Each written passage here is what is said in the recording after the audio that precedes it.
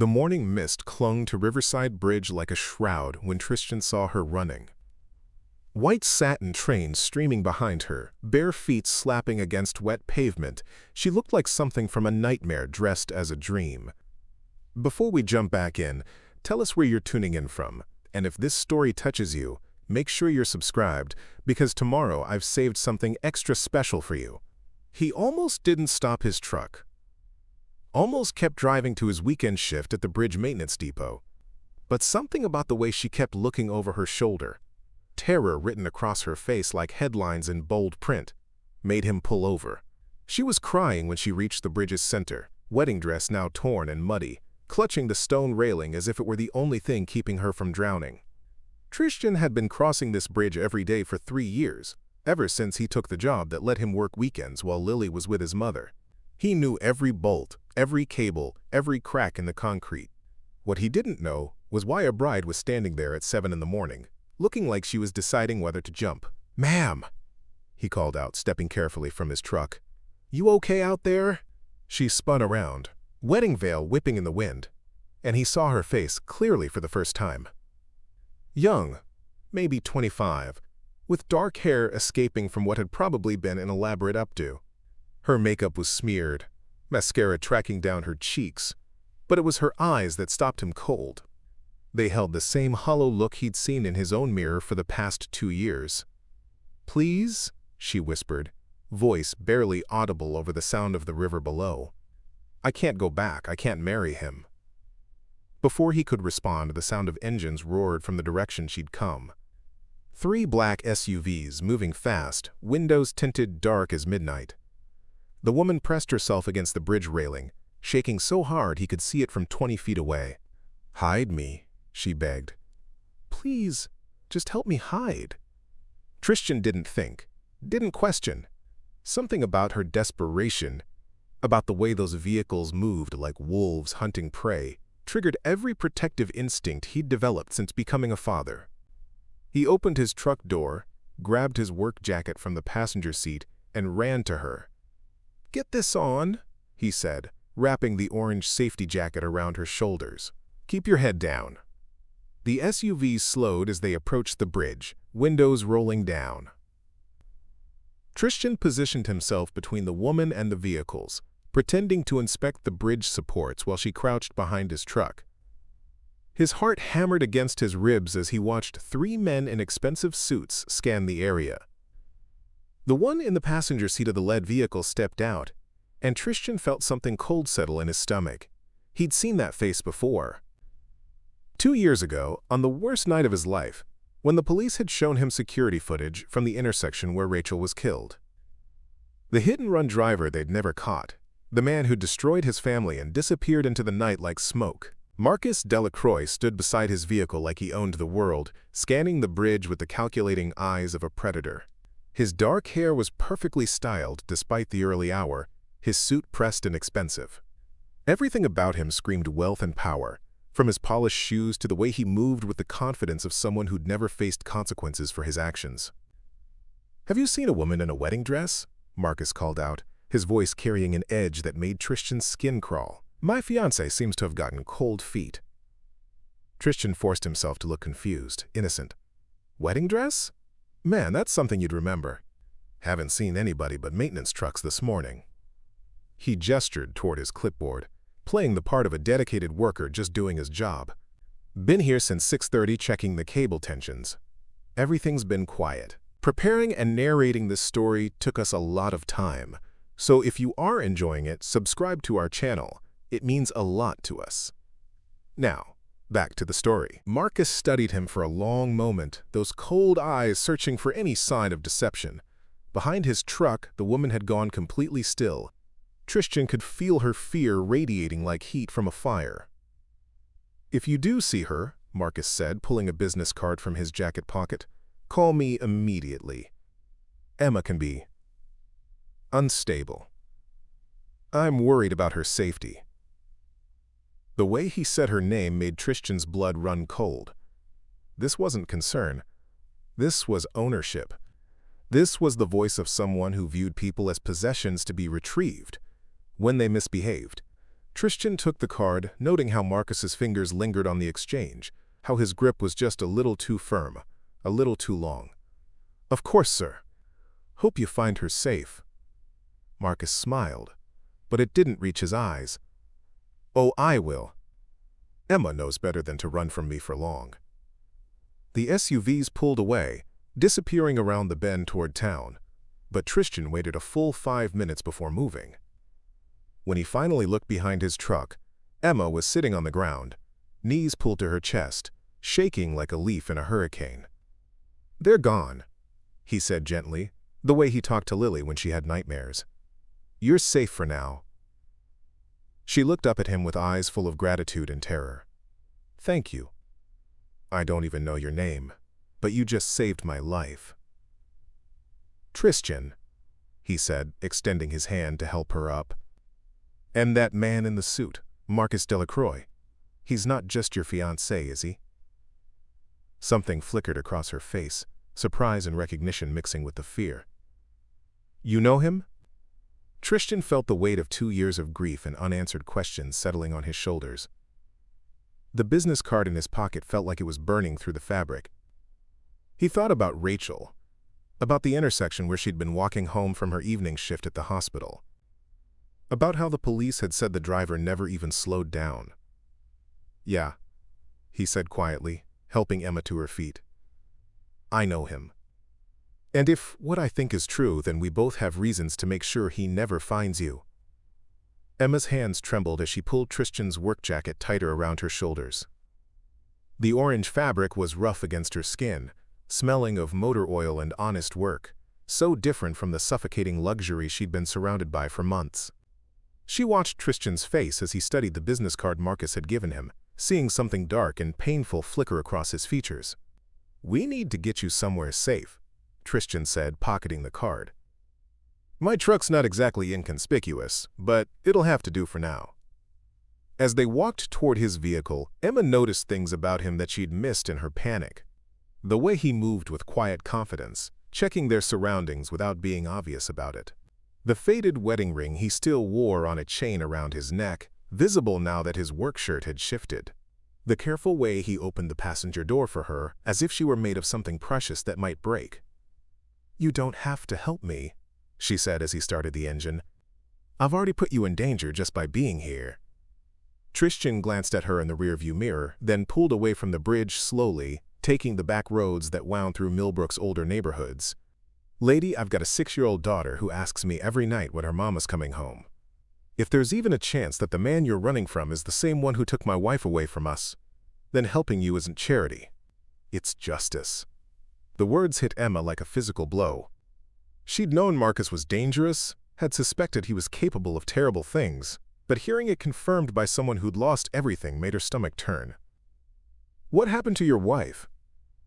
"Hit and run, 2 years ago this October." Tristian's knuckles were white against the steering wheel.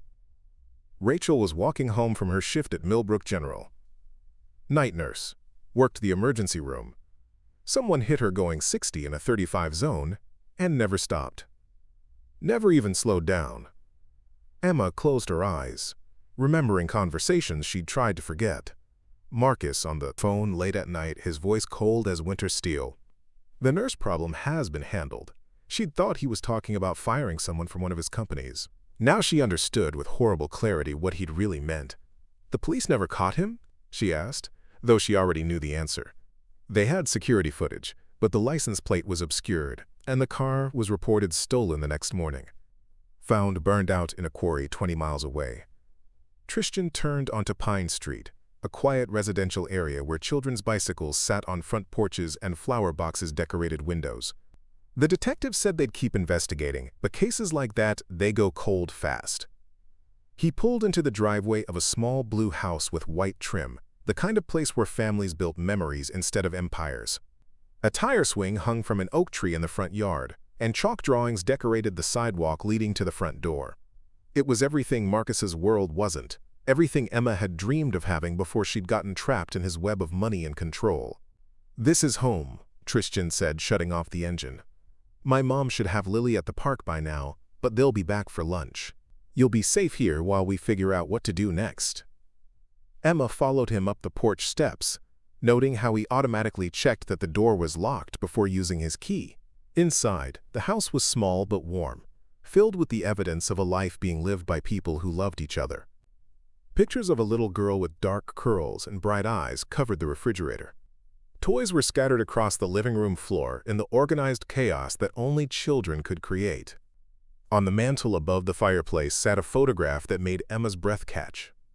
A woman with kind eyes and a gentle smile, wearing scrubs and holding a stethoscope. She was beautiful in the way that came from within, the kind of beauty that couldn't be bought or manufactured. Beside the photo sat a folded American flag and a hospital ID badge. "That's Rachel," Tristian said, following her gaze. "She wanted to be a doctor when she was younger, but we got married young, had Lily right away. She said being a nurse was enough, that she was helping people, and that mattered more than the title." His voice grew soft. "She was supposed to get off early that night, covered for a colleague whose kid was sick, always putting other people first." Emma sank onto the couch, the weight of everything crashing down on her. "I should have known sooner, should have seen what he really was. How could you?" Tristian sat across from her, leaning forward with his elbows on his knees. "Men like that, they're good at hiding what they are. Good at making people believe there's something else entirely." "I thought I was lucky," Emma whispered. "Marcus Delacroix, one of the most powerful men in the state, choosing me. I was nobody special, just a teacher from a small town. When he started pursuing me, bringing me flowers, taking me to expensive restaurants, I felt like Cinderella."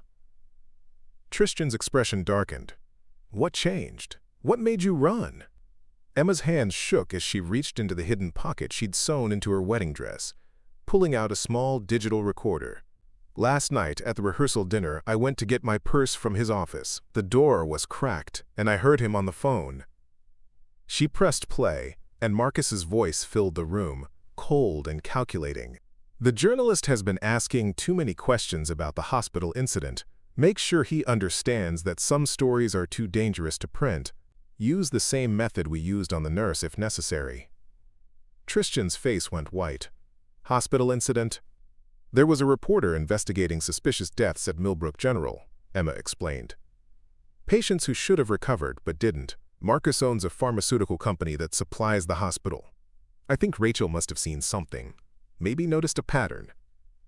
The recording continued, Marcus's voice growing more menacing. "And make sure the wedding goes smoothly tomorrow. Emma's been asking uncomfortable questions lately. Once we're married, she'll learn to keep her mouth shut, or she'll learn the hard way." Tristian stood abruptly, pacing to the window where he could watch the street. "You recorded this?" "I've been recording conversations for weeks, ever since I started noticing things. Phone calls that stopped when I entered rooms. Meetings with people who looked like they'd never seen the inside of a boardroom but had the kind of scars that told stories." Emma's voice grew stronger. "I'm not the naive girl he thought he was marrying. My father was a cop before he died. He taught me to pay attention, to trust my instincts. What else do you have?" Emma reached deeper into her dress pocket and pulled out a small envelope. "Photos, bank records, phone numbers. I've been building a case, but I needed proof of something concrete before I could go to the authorities." Last night's recording was the final piece. Tristian took the envelope, his hands steady, despite the storm Emma could see brewing in his eyes. "Why not go to the police directly? Because Marcus owns half the police force in this county, and the other half are too scared to cross him." Emma stood, moving to the window beside him. "He told me once that he had insurance policies on everyone who mattered. Judges, politicians, law enforcement. Said it was just good business to know people's secrets." Outside, a car pulled into the driveway next door, and Tristian tensed until he recognized the vehicle. "My neighbor," he explained.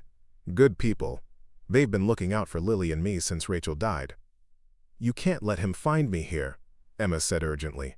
"If Marcus discovers you helped me, he'll kill you just like he killed your wife. And your daughter will lose both her parents." Tristian turned to face her, and Emma saw something in his expression that made her understand why Rachel had loved this man, why she'd chosen to build a life with him in this small house with its tire swing and chalk drawings. "My wife spent her life helping people," even when it cost her everything. I'm not going to dishonor her memory by turning my back on someone who needs help. The sound of another car in the driveway made them both freeze. Through the front window, they could see Tristian's mother getting out of a small sedan, a little girl with dark curls bouncing beside her. Lily was holding what looked like a painting, chattering excitedly about something as they walked toward the house. "That's my daughter," Tristian said, his voice filled with love and worry. "And my mom, Patricia. They weren't supposed to be back for another hour." Emma heard the key in the front door and felt panic rising in her chest. "I can't let them see me like this. If Marcus is watching the house, if he sees them with me—" "Daddy!" Lily's voice rang out as the door opened. "Grandma took me to the art show at the park, and I painted a picture of Mama's garden." Tristian moved quickly, intercepting his daughter before she could see Emma. "Hey, sweetheart, that sounds wonderful. Why don't you show Grandma your painting in the kitchen while I finish up some work?" But Lily was too quick, too curious. She peered around her father and saw Emma sitting on the couch in the torn wedding dress, and her eyes went wide with wonder rather than fear. "Daddy," she whispered, "why is there a princess in our living room?" Lily's innocent question hung in the air as Patricia appeared behind her granddaughter, taking in the scene with the sharp eyes of someone who'd raised 5 children and knew trouble when she saw it. Emma watched as the older woman's gaze moved from the torn wedding dress to her son's tense posture, immediately understanding that whatever was happening, it was serious.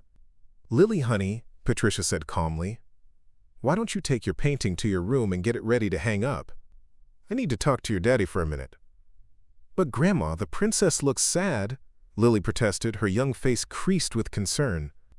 "Maybe she needs help like the princesses in my stories."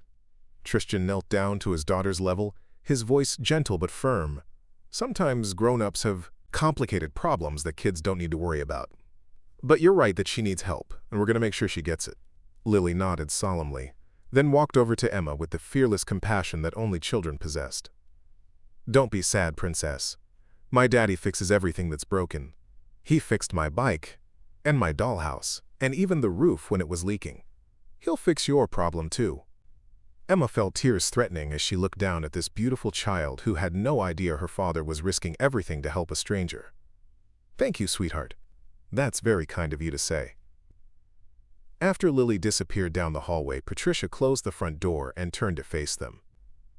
"Tristian Michael Hayes, you better start explaining why there's a woman in a wedding dress sitting in my son's living room, and why you both look like you've seen a ghost." Tristian quickly filled his mother in on the morning's events, watching her expression grow increasingly grave as he described Marcus and the connection to Rachel's death. Patricia had been a social worker for 30 years before retiring, and she'd seen enough domestic violence cases to recognize the signs of someone running for their life. "This man," Patricia said, studying the business card Tristian showed her, "he's the one you think killed Rachel." "I'm certain of it," Emma said, pulling out her phone and showing them a photo she'd taken secretly at a charity event. "This was taken 3 months ago at the Children's Hospital fundraiser. Look at his hands." Tristian and Patricia leaned in to examine the image. Marcus stood beside a gleaming black Mercedes, his left hand resting on the hood. Across his knuckles was a distinctive scar, shaped like a crescent moon. The police report mentioned that they found skin and blood under Rachel's fingernails, Tristian said, his voice tight with controlled rage. "She fought back. She marked whoever hit her." Patricia sat heavily in her armchair, the weight of the revelation settling on her shoulders.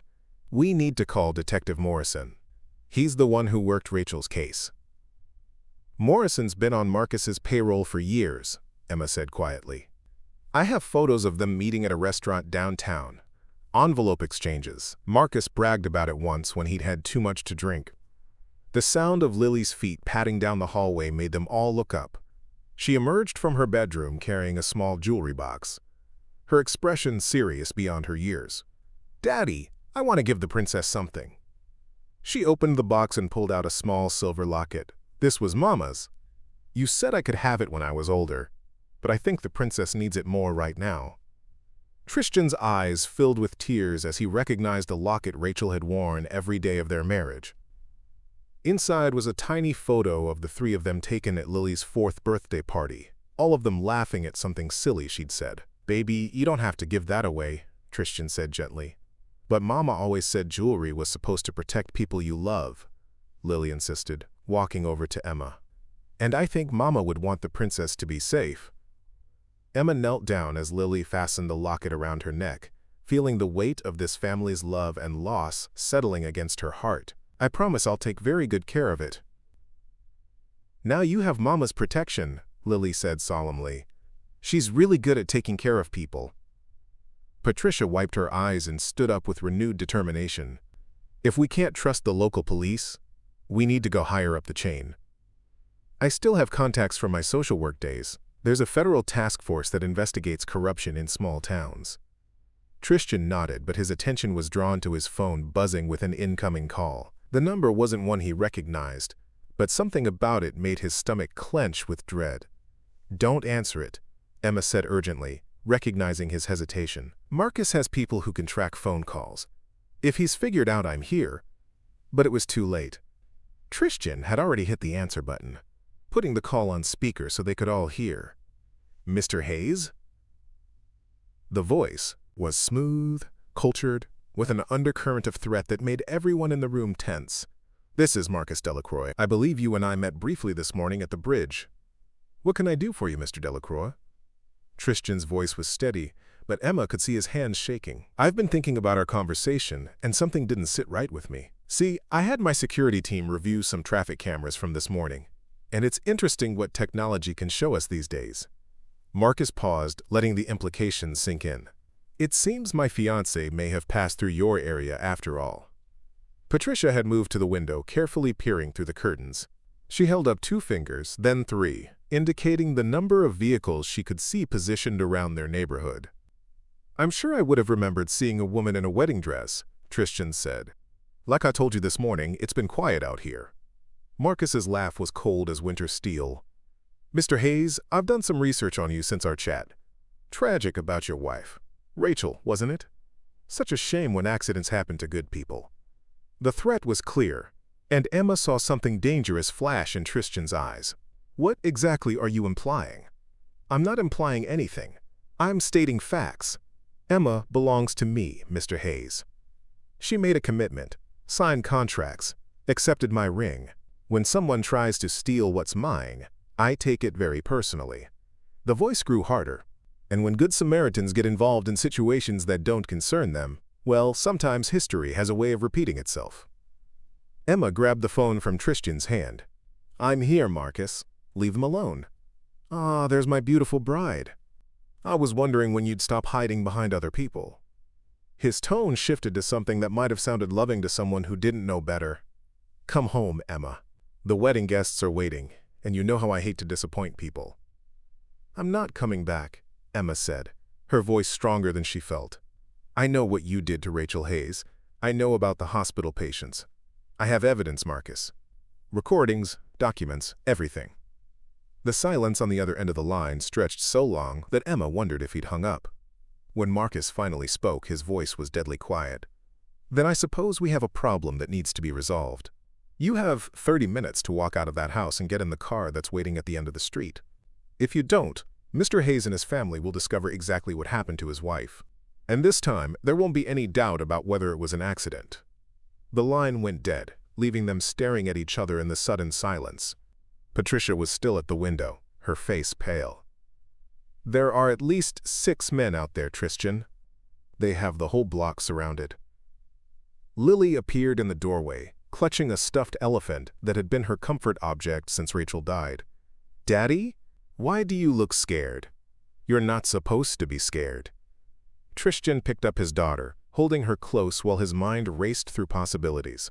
They were trapped in their own home, surrounded by men who wouldn't hesitate to hurt an innocent child to get what they wanted. Emma stood up, straightening her shoulders with a resolve that reminded Tristian of Rachel in her final days, when she'd fought so hard to live for her family. I'm going out there. Like hell you are, Tristian said firmly. We'll find another way. There is no other way, Emma replied, touching the locket at her throat. But I'm not going empty-handed. Those recordings, those documents, we're going to make sure they get to the right people before I walk out that door. Patricia had moved to her purse, pulling out an old flip phone that looked like it had seen better days. This phone isn't connected to any of our regular accounts. It's prepaid, untraceable. I kept it from my social work days for emergencies. Who are you calling? Tristian asked. Someone who owes me a favor. Someone Marcus Delacroix doesn't own. Patricia's fingers moved quickly over the keypad. Agent Sarah Chen, FBI. Her mother was one of my clients years ago. Sarah's been working corruption cases in state government. If anyone can move fast enough to help us, it's her. As Patricia spoke quietly into the phone, Emma began transferring files from her phone to a cloud storage account, her fingers flying over the screen. I'm uploading everything to multiple locations. Even if they destroy my phone, the evidence will survive. Tristian set Lily down and moved to his gun safe, retrieving the pistol Rachel had insisted he buy after a series of break-ins in their neighborhood. He'd never imagined he'd need it for something like this. "Daddy," Lily said quietly, "is the bad man going to hurt the princess?" Tristian knelt down beside his daughter, looking into eyes that held too much understanding for someone so young. "Not if I can help it, sweetheart. Sometimes daddies have to protect people, even when it's scary." Outside, they could hear car doors slamming, footsteps on pavement. Marcus was done waiting, and whatever was going to happen next would determine whether justice would finally be served for Rachel's death, or whether Emma would disappear forever into the darkness that surrounded men like Marcus Delacroix. The little house on Pine Street had become a fortress, and time was running out. The sound of heavy boots on the front porch made everyone in the house freeze. Patricia had finished her call with Agent Chen, who promised she was already en route with a full tactical team, but they needed at least 20 minutes to reach Millbrook. 20 minutes they didn't have. "Emma!" Marcus's voice carried through the front door, sickeningly sweet like poisoned honey. "I know you can hear me, darling. I'm standing on the porch of this lovely little house, admiring the chalk drawings on the sidewalk. A child lives here, doesn't she? How old would you say, 6? 7? Tristian's grip tightened on his weapon as he positioned himself between his family and the door. Patricia had taken Lily into the back bedroom, but they could all hear Marcus's voice echoing through the house. "I brought some wedding gifts with me," Marcus continued. "Photographs, actually. Would you like to see them, Mr. Hayes? Pictures of your beautiful wife on her last night alive. Such dedication to her patients, staying late to help that sick child in the emergency room. She was walking through the hospital parking garage when I approached her." Emma felt sick as she realized Marcus was deliberately revealing details he'd never shared before, details that could only come from being there himself. "She recognized me, you know," Marcus said, his voice growing closer to the window now. "From the pharmaceutical company meetings. Sweet Rachel asked if I needed medical attention, offered to help me back inside to the emergency room. Always thinking of others, wasn't she?" Tristian's whole body was shaking with rage, but he forced himself to stay quiet, to wait for the right moment. Through the curtains, he could see shadows moving around the house, Marcus's men taking positions. "I told her I was concerned about some irregularities in medication distributions." Marcus's voice was right outside the living room window now. Asked if she'd noticed anything unusual in patient outcomes. "Do you know what she said, Mr. Hayes?" "She said she'd been keeping her own records, tracking suspicious deaths. Said she was planning to report her findings to the state medical board." Emma's blood ran cold. She'd found similar records in Rachel's personnel file at the hospital, documents that had mysteriously disappeared shortly after her death. Now she understood why. "Your wife was quite determined to do the right thing," Marcus continued, "even when I explained how dangerous it could be for her family if she continued her investigation. She looked me right in the eye and said some things were more important than personal safety." The front door handle rattled, and they realized Marcus was testing to see if it was locked. Tristian moved closer, weapon ready, while Emma frantically finished uploading the last of her evidence files. "So I followed her home that night," Marcus said, his voice now coming from the side of the house. "Waited until she was walking down that dark stretch of Maple Street where the streetlights had been broken for weeks. Funny how city maintenance can be so slow sometimes." Patricia's voice came from the back bedroom, low and urgent. "Tristian, there are men in the backyard. They're surrounding the house. I didn't mean to kill her initially," Marcus continued his sick confession. "The plan was just to scare her, maybe rough her up a little. Make her understand the consequences of interfering with my business. But when I got out of the car, she started running.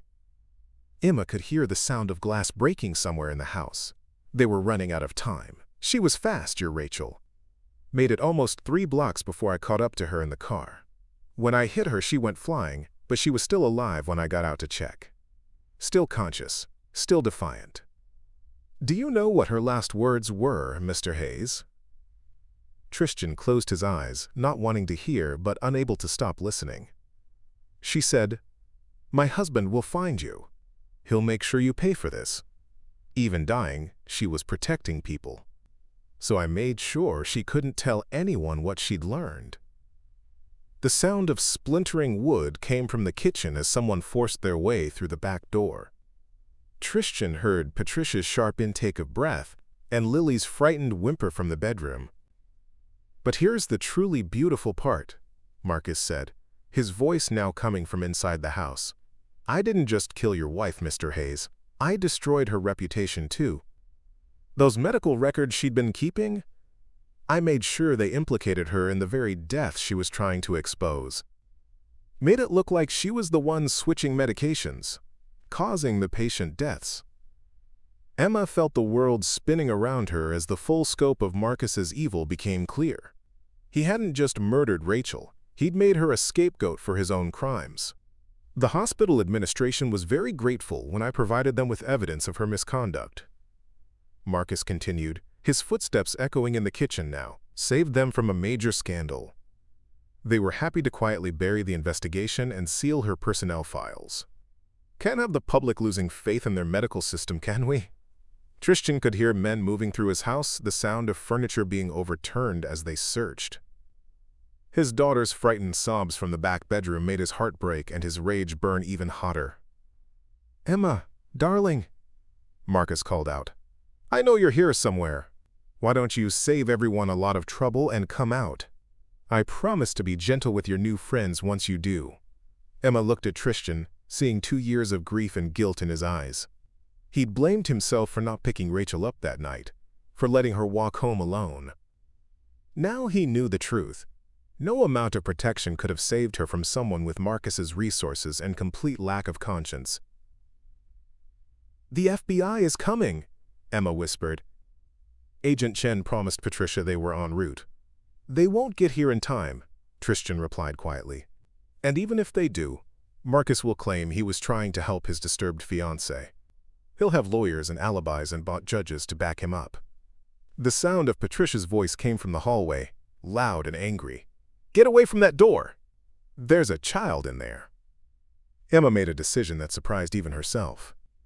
She stood up, straightening her torn wedding dress, and walked toward the kitchen where she could hear Marcus's voice.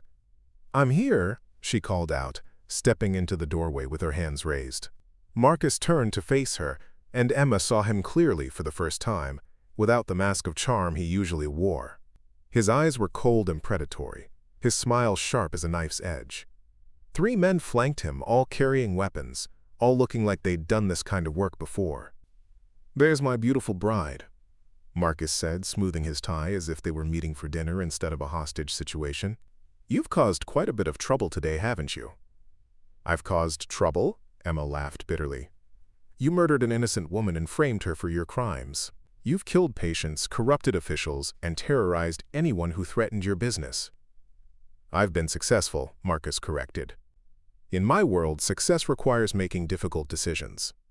People like Rachel Hayes, people like you think the world runs on fairness and justice. But it runs on power and money, and I have more of both than anyone in this state." Tristian appeared behind Emma, his weapon trained on Marcus. "You murdered my wife." "I eliminated a threat," Marcus replied calmly. "Just like I'm going to eliminate the threat you pose by interfering in my affairs." The sound of sirens began to wail in the distance, growing closer. Marcus's expression flickered with annoyance, but he didn't seem concerned. "Federal agents," Emma said with satisfaction. "Agent Sarah Chen of the FBI. I sent her everything, Marcus. Every recording, every document, every piece of evidence I've been collecting for months." For the first time, Marcus looked genuinely surprised. "You're bluffing. You didn't have time to contact anyone," Patricia appeared in the hallway holding her old flip phone triumphantly. My daughter-in-law worked for the FBI for 15 years before she died. She taught me that sometimes you have to go around the local corruption to get real justice. The sirens were getting louder now, and through the front windows they could see black SUVs with federal license plates pulling into the neighborhood. Marcus's men looked nervous, checking their weapons and glancing toward the exits. "It doesn't matter," Marcus said, but his voice had lost some of its confidence. "I have connections in Washington. This will disappear like everything else." "Not this time," Emma said, pulling out her phone and showing him the screen. "See this? I've been live streaming our conversation for the past 10 minutes. Thousands of people just heard you confess to murdering Rachel Hayes and framing her for your crimes." Marcus's face went white with rage. "You stupid little girl. Do you have any idea what you've done?"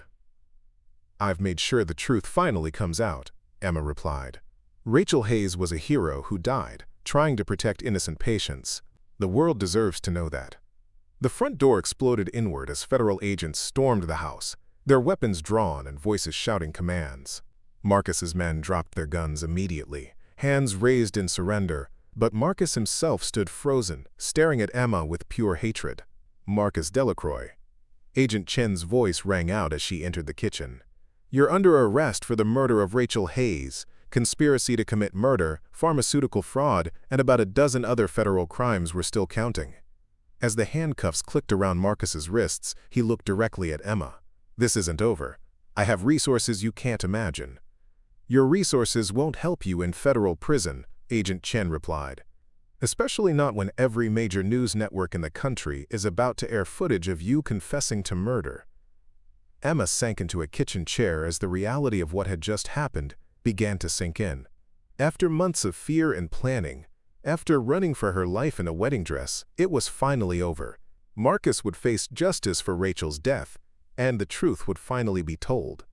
Tristian holstered his weapon and ran to the back bedroom where Patricia was holding a sobbing Lily. "It's okay, baby girl," he whispered as he scooped his daughter into his arms. "The bad man can't hurt anyone anymore. Mama can rest now." Through the kitchen window, Emma watched as Marcus was loaded into a federal transport vehicle, his expensive suit wrinkled and his perfect hair disheveled. For the first time in months, she could breathe freely, knowing that the monster who had terrorized so many people would never hurt anyone again. 6 months later, Tristian stood at Rachel's grave holding a newspaper with the headline, "Pharmaceutical CEO Sentenced to Life Without Parole." The trial had made national news, with Emma's evidence leading to the exposure of a corruption network that reached into hospitals, police departments, and government offices across 3 states. "We got him, sweetheart," he whispered to the headstone, placing fresh daisies beside the inscription that now read the truth. "Rachel Hayes, beloved wife, mother, and hero. She died protecting others." The hospital had officially cleared Rachel's name and established a patient safety foundation in her honor. The memorial plaque in the emergency room where she'd worked described her as a whistleblower who had given her life to expose dangerous practices that were harming innocent people. Emma appeared beside him, wearing jeans and a simple sweater instead of the designer clothes Marcus had insisted on. She looked younger, lighter, like someone who could finally breathe freely. In her hands, she carried a small bouquet from the garden she'd been helping Patricia plant behind the house on Pine Street. "The last of Marcus's associates accepted plea deals yesterday," she said quietly. "Detective Morrison will serve 15 years for obstruction of justice. The pharmaceutical company is being dissolved, and the victims' families will receive full compensation." Tristian nodded, feeling a weight he'd carried for 2 years finally lifting from his shoulders. "Rachel would be proud that you didn't give up. She would be proud that you chose to help a stranger when you could have just driven by that morning," Emma replied, touching the locket she still wore around her neck. They walked back toward Tristian's truck in comfortable silence. The past 6 months had been a whirlwind of trials, media interviews, and legal proceedings, but through it all, Emma had remained close to their family. She'd testified with courage that impressed even seasoned federal prosecutors, and her detailed evidence had made the case against Marcus airtight. "Miss Emma," Lily's voice called out as they approached the truck. She'd been waiting with Patricia, drawing pictures in a coloring book while they visited the cemetery. "Did you tell Mama about my new teacher?" She's really nice, just like you. Emma smiled, kneeling down to Lily's level. I'm sure she'd be very happy to know you're doing so well in school. Patricia had become Emma's unofficial guardian during the transition period, helping her find her own apartment and a teaching job at Lily's school. The older woman had insisted Emma needed a proper family to support her as she rebuilt her life, and the Hayes household had embraced her completely. Are you coming to dinner Sunday? Lily asked hopefully. Daddy's making his famous spaghetti, and Grandma promised to teach me how to make bread. Wouldn't miss it, Emma promised, hugging the little girl who had called her a princess when she needed rescuing most. As they drove home through the streets of Millbrook, Tristian caught Emma's reflection in the rearview mirror. She was looking out at the town that had become her new home, where she was known not as the runaway bride or the pharmaceutical heiress, but simply as Miss Emma, the third-grade teacher who organized charity drives and volunteered at the community center. Any regrets? He asked quietly. Emma considered the question seriously. She'd walked away from millions of dollars, a mansion, and a life of luxury to expose the truth. But in return, she'd found something Marcus's money could never buy. A real family, honest work, and the knowledge that she'd helped bring justice to people who had been powerless against corruption. Just one, she said finally. I regret that I didn't see through Marcus's lies sooner. Maybe if I had, Rachel would still be here. Rachel knew the risks when she decided to investigate those patient deaths, Tristian said gently. She chose to do the right thing because that's who she was. Just like you chose to do the right thing when you could, have stayed silent and lived safely in luxury. Patricia reached over from the passenger seat and squeezed Emma's hand. Some people are just born to stand up for others, even when it costs them everything. That's what makes them heroes. As they pulled into the driveway of the little blue house, Emma saw the tires swaying gently in the evening breeze, the chalk drawings on the sidewalk bright with promises of childhood innocence, and the warm light glowing from windows that had become a sanctuary. Marcus Delacroix was spending the rest of his life in a federal prison cell, his empire destroyed, and his crimes exposed to the world. The corrupt officials who had enabled him were facing their own justice. The patients and families he had harmed finally had answers and closure. And on Pine Street, in a house filled with love and laughter, 3 generations of the Hayes family sat down to dinner with the woman who had helped them find justice for the person they missed most. Rachel's chair at the table remained empty, but her memory lived on in the kindness they showed to others and the courage they found to always do what was right. Sometimes the most important bridges we cross aren't made of steel and concrete. Sometimes they're made of trust, courage, and the willingness to help a stranger in need. And sometimes, when we choose to be heroes for others, we discover that we've saved ourselves along the way. Up next, you've got 2 more standout stories right on your screen.